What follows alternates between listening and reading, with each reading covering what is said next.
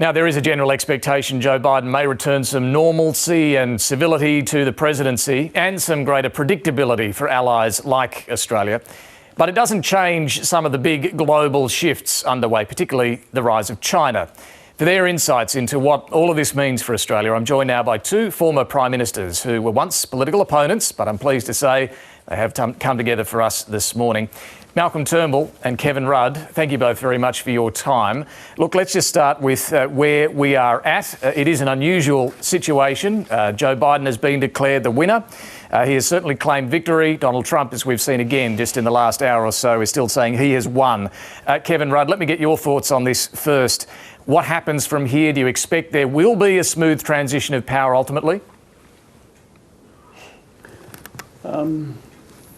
It really does depend on two factors, I think. One is what President Trump does personally and whether he decides to put on his big boy pants, as someone said recently in the United States, and act like a grown-up in this period of transition. And two, the attitude of the Murdoch media and the Fox network in the future, because this is the media base of the entire Trump and far-right Republican phenomenon. And so those are the two critical dynamics here. I think before taking that further, though, David, it's important for us all simply to say, as people who are members of the worldwide Democratic family, congratulations, Joe Biden and Kamala Harris. This is a great win. And for those who seem to have inferred that this is going to be a narrow win, if you look at the outstanding states, Joe Biden is on track to, in fact, end up with more electoral college votes than Trump did in 2016, and certainly a bigger slice of the popular vote. So he's been elected legitimately, and it's time for everyone in the United States and around the world to move on, because the challenges facing the world with the pandemic, with climate change, with global economic recovery are massive. Well, I want to come to some of those. Two dynamics, Trump and Murdoch. I'll come to some of those issues. Malcolm Turnbull, to you. You did tweet this morning, what a relief in relation to this declaration of victory for Joe Biden. Why is this moment a relief? And again, what do you think might happen from here? Well, it's a relief to have a return to normal transmission, to have an administration that is going to be consistent, that isn't going to be making decisions by wild tweets in the early hours of the morning, that isn't going to be walking out of global treaties and alliances, discombobulating friends and foes alike. I mean, it is the 4 years of Trump have been a very, very disruptive period. I mean, it's left the United States, the most important democracy in the world and the most important country in the world, much more divided than it was at the beginning of 4 years. I mean, as Kevin, I'm sure, would agree, one of the principal roles of a nation's leader is to unite the nation, is to try to bring people together. What Trump sought to do was to further divide, supported by his friends in the media like Murdoch, to exacerbate divisions in the nation to his own political advantage, and that weakened America.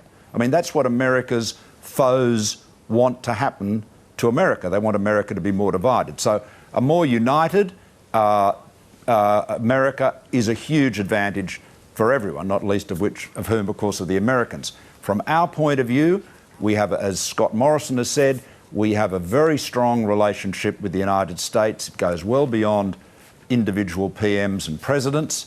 I had some pretty blunt conversations with Trump, but we managed the relationship well. So I had good dealings with him in a pragmatic sense. But the destabilisation of the international order, the rules-based order that the United States itself put in place after the Second World War was being undermined by the Trump administration. Now, that will now come to an end, and hopefully consistency and greater stability will be the order of the day. Well, and that's got to be a good thing for everybody. You mentioned the division. Let me ask you about this, because, Kevin Rudd, we do see in this result from this election, yes, Joe Biden has received more votes than any candidate in history. Yet Donald Trump, he may not have won, but he also received more votes than any Republican candidate in history. The numbers are staggering. In fact, he increased his vote from 2016 by some 7 million votes or so. It shows, doesn't it, that Trumpism is still alive. It's not dead. It thrives. How will this continue to shape American politics? Certainly the underlying phenomenon which gave rise to Trumpism, if you like, are twofold. Underlying economic inequality in the country, whereby huge slabs of America no longer felt as if they had a future stake in the American economy or the American democracy as it traditionally conceived. And so they became willing cannon fodder for an appeal by demagogues that somehow they could, through an appeal to nationalism, make their material circumstances better.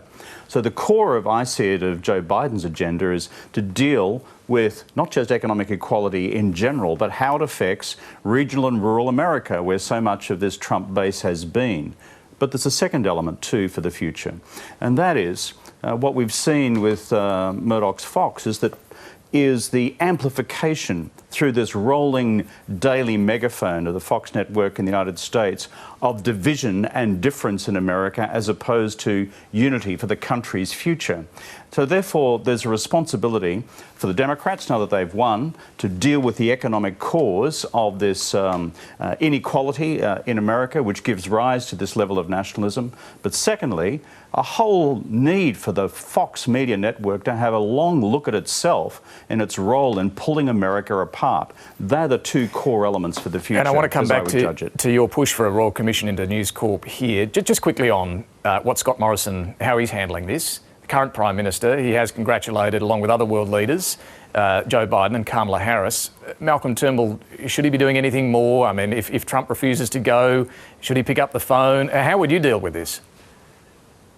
Oh, I think the best thing to do is to behave conventionally at this occasion, congratulate the President and Vice President-elect, have a conversation with them if they're open to talking to foreign leaders before the inauguration. Sometimes they don't like to do that, but just play it by the book.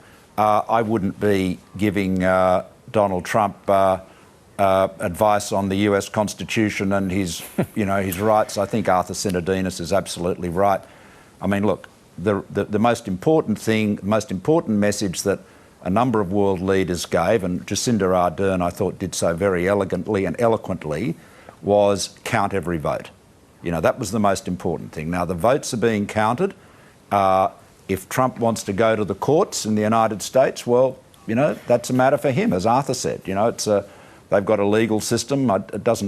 I can't see any evidence that there is much to appeal about, but he's entitled to, the courts of law are open to him, so he's entitled to do that if he wishes. But ultimately, I have no doubt that he will go. There is no way he is going to, try to barricade himself into the White House. That's too absurd, even in the rather surreal environment of the Trump administration. OK, let's turn to what a Biden administration means for Australia. You both know him.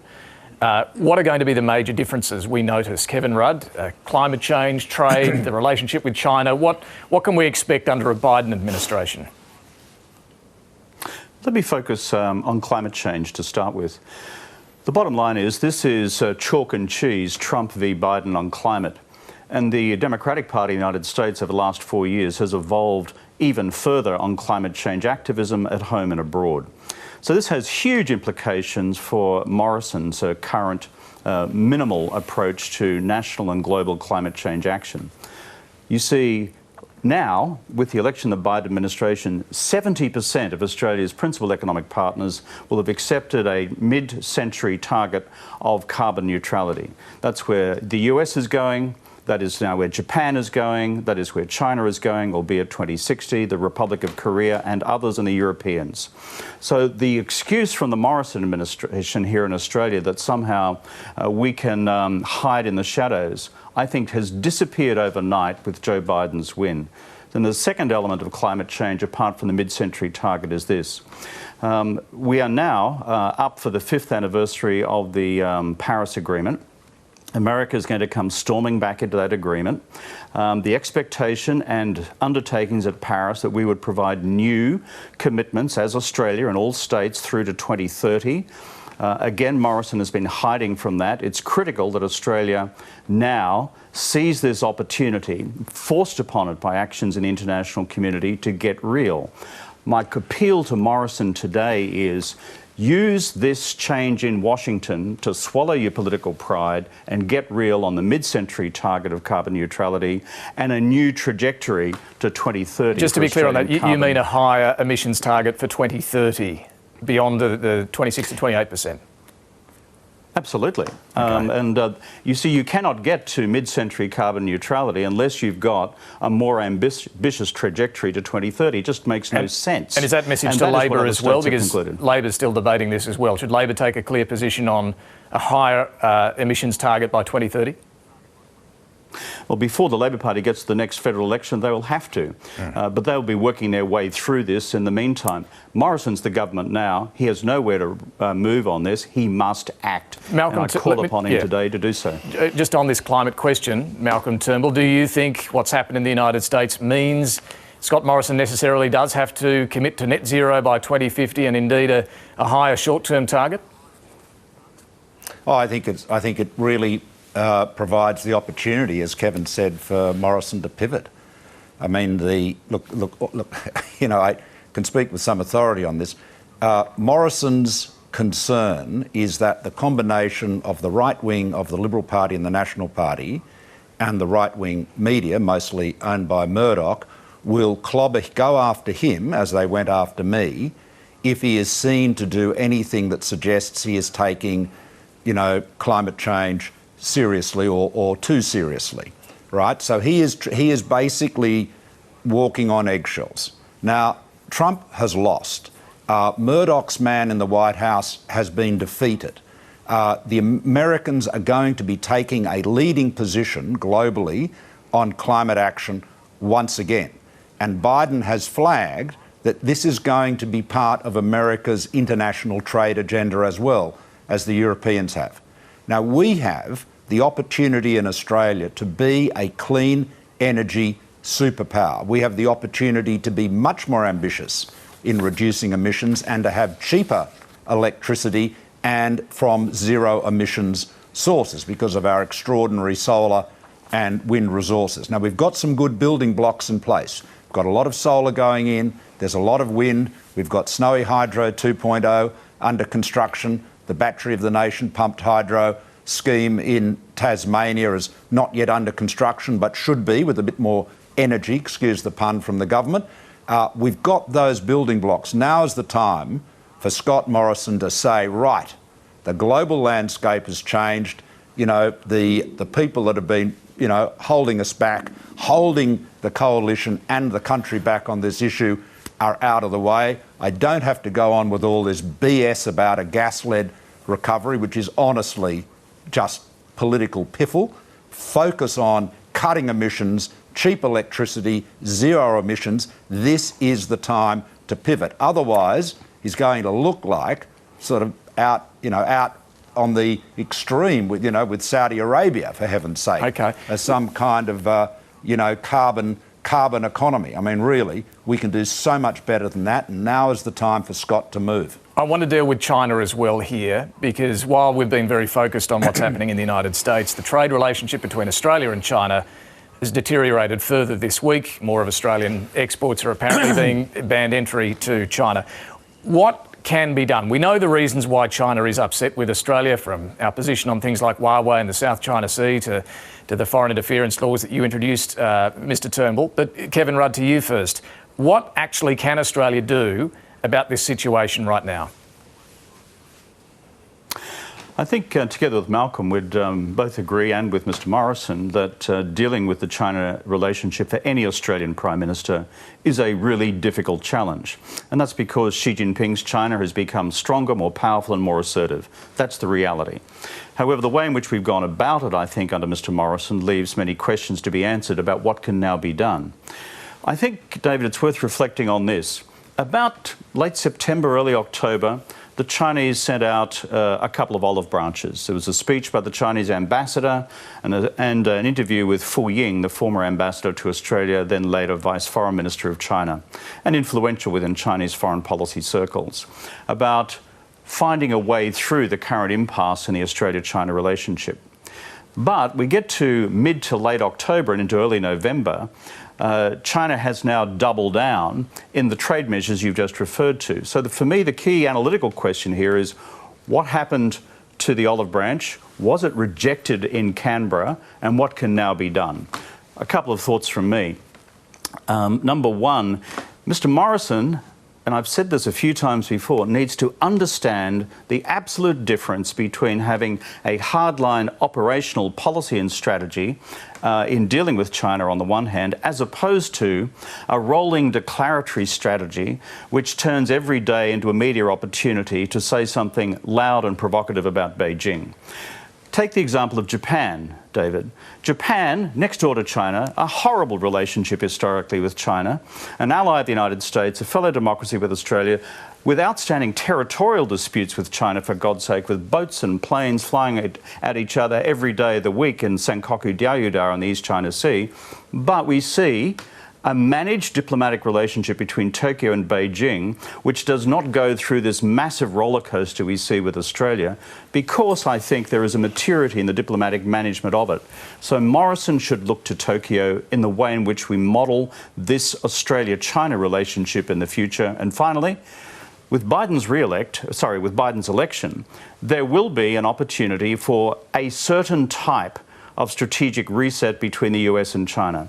It won't become a soft strategy by the Democrats, far from it. As Malcolm has indicated, or I think Arthur Sinodinos before, there is a bipartisan hardline posture towards Beijing in the Congress. But there will be an opportunity for some level of strategic reset. If I was Morrison, even though they've put all their eggs in the past into the Trump basket, I would be beating a path to the door of the Democrats to find a way of using any recalibration in the US-China relationship to recalibrate the Australia-China relationship at the same time. Well, here's a question to the two of you, as two former Prime Ministers, two who know, have met, have discussed issues with Xi Jinping. Would you be willing to go as special envoys? I have no idea if Scott Morrison would invite you to, but would the two of you be willing to be special envoys to try and achieve what Kevin Rudd's discussing there? Malcolm Turnbull? Oh, look, I wouldn't speculate on that, David. I don't think that's very helpful. Let me just comment, if I may, on what Kevin said. Look, broadly, I agree with what Kevin said. I think he is a bit harsh on Morrison. Actually, he's quite harsh on Morrison, but he'd probably expect me to say that. Let me just make a couple of sort of points in addition to what Kevin said. Firstly, what the Chinese government is trying to do is to make Australia more compliant. Its trade, sanctions, if you call them that, and, outrage from time to time is entirely instrumental. It's designed to get us to change our position. When we introduced the foreign interference and foreign influence legislation, there was a lot of pressure of this kind to get us to drop that legislation. A lot of pressure, I might say, on the Labor Party to vote against it. None of that was successful, and once those laws are passed, the pressure subsided. So the only thing an Australian government can do is to stick to your guns, in the sense, that's probably not a good metaphor. Well, you actually probably is a good metaphor, but what you've got to do is be consistent, stand your ground. There is no point getting into rhetorical, gratuitous, hyperbolic language, and I don't think Morrison's done that, by the way, but I think Kevin's right as a matter of principle. Play a straight bat, be very calm and considered, but stand up for Australia. Do not take a backward step. Okay. If you take a backward step with bullies or people that are trying to stand over you, whoever they are, they will simply want more concessions. Okay. So we have to be calm, considered, strong, stand up for our sovereignty. Final issue, and you've both touched on the role of News Corp when it comes to the US election, and it's an area that you both agree on here as well. Kevin Rudd, your petition for a Royal Commission into News Corp has now achieved more than 500,000 signatures in Australia, including that of Malcolm Turnbull. What specifically do you want to see change in Australia? Is it a change to media ownership laws that you're ultimately after? Well, I want to achieve two things in this national debate on the future of the Murdoch media monopoly in Australia, David. The first is to bring a razor-sharp focus in our national conversation about how the Murdoch bullies try and dominate Australian politics. The fact that we're here with Malcolm this morning, Malcolm and I disagree on a multitude of things, but Murdoch's treatment of Malcolm Turnbull in 2018, directly interfering into the internal politics of the Liberal Party to do what he could through his editors to bring about a leadership change to Morrison and/or Dutton at the time, is a disgrace and needs to be called out, but it's symptomatic of a broader cancer on our democracy. And my principal motivation in putting this petition together has been to bring to the surface this national conversation rather than people being too frightened to talk about it. Murdoch has engendered a culture of fear in Australia about this discussion because he goes after people individually who raise this question, including myself, including Malcolm, including others. The second objective in this national petition, I thank Malcolm for signing it, is to establish a royal commission so that all appropriate and alternative media models from other democracies can be examined and sorted to maximise media diversity. So we don't end up with a situation, for example, in my state of Queensland, where nearly 100% of all the papers are owned by Murdoch, 70% of the print readership nationally. Monopoly is bad for democracy, like it's bad for the economy. So they're the two objectives. And the petition will be tabled in the week ahead in the Parliament. Now, Malcolm Turnbull, the same question. What ultimately needs to change here in your view? Is it laws that would force more diversity in media ownership? Look, I think that can be part of the picture. I just want to say I listened carefully to what Kevin said, and I very much agree with it. I think he's summed that up very well. I just add a couple of points. I'm not normally a fan of royal commissions. However, I do think there is a profound problem with the way the Murdoch media in particular and media more generally is operating at the moment. The old media models of curated media has been shattered by the internet and social media. And as you know, Paul Kelly said to me a few years ago, and I related in my book, what's happened is that crazy, bitter partisanship of social media has taken over much of what we used to call the mainstream media.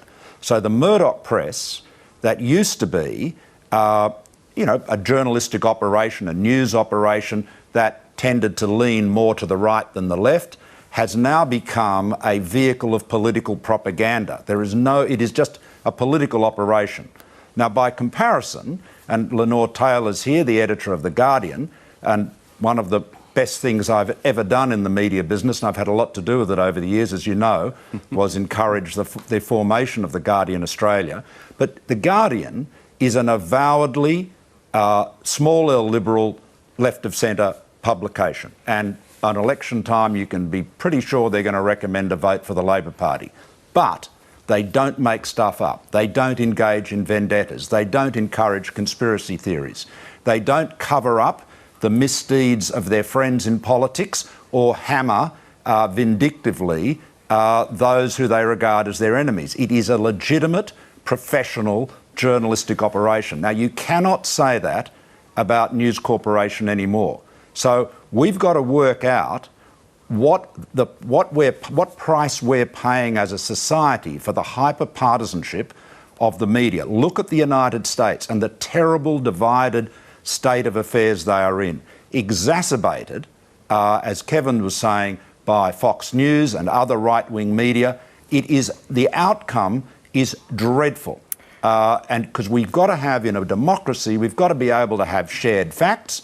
We've got to be able to, essentially agree on what the context and, factual environment is, and then differ, as colourfully as we like on opinions and policies and measures. But what we've got at the moment is we are seeing people are being able to live in a siloed echo chamber that just reinforces their prejudices, that is instead of that appeals to the worst demons of their nature rather than their better angels. And if you want to see an example of what that does to a country, look at the United States. So I reckon We've got some very big issues with the media. It has changed dramatically the whole environment. And again, I'm not a fan of royal commissions, but I think we do need to have an open inquiry. And someone like yourself, David, you should have the opportunity to tell the truth about what it was like working in Sky News, because you were there in the belly of the beast, you couldn't bear it any longer, and you left. Well, and so many other honest journalists, and they should be entitled to have their say. I will always tell the truth, Malcolm Turnbull, and that's not quite as dark and dire as you characterise there. I'm sure you do, I'm but very you've just happy got to be here at the not to ABC. be economical with the truth. Okay. Well, I'm very happy to be here at the public broadcaster. Look, years ago I would have doubted there'd be so much agreement between the two of you, but I do appreciate you coming together. So would we. So would we. We agreed on an emissions trading scheme, I seem to recall, you did once upon a time. A few years ago. You did once upon a time. All right, I appreciate you both joining us this morning on a big news day globally. Thank you, Kevin Rudd and Malcolm Turnbull.